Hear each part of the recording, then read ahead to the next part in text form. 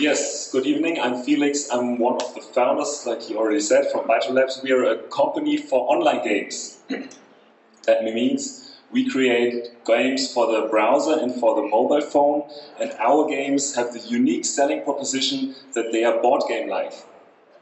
So if you have a board game that you like, for example the board game Risk, which is really close to our game, or maybe chess or the Settlers, which is very popular in the US as well, you play it once and then you put it in the shelf and you take it back out a couple of months or even years later and you can play it again.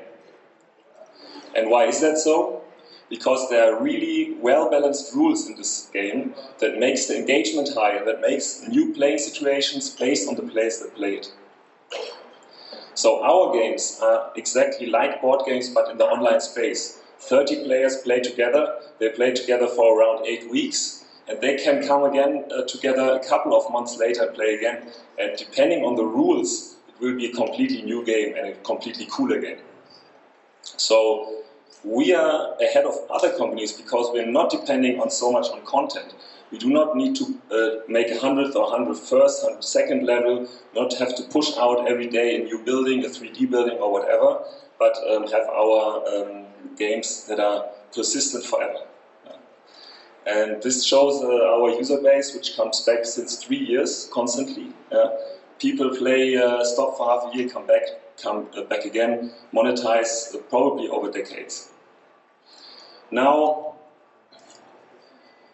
how do we monetize? Maybe some of you are familiar with the free-to-play model. The people play for free, and then after a while they like playing and they come to a point where they need to invest a lot of time. So some younger people can invest this time, older people maybe not, but they have the money to spend some, just to spend some in-game, and they progress a bit faster and can compete with the others.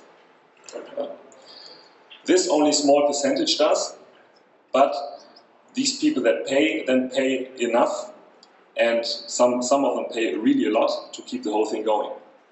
It scales very nicely, as we just were talking about scaling, because you can get as many users in this game as you want. And as we have a platform built, we are going to build on this platform many games at once now.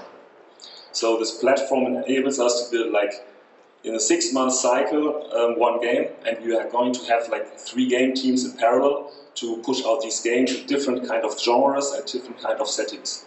So at the moment we have a first World War game with 3 million registered users. Tomorrow we'll get a game in the medieval age, one in Egypt maybe, some with the Romans, and cover all these possibilities. Here in the US, I'm here looking for partnerships, especially in the media landscape, who can distribute our games.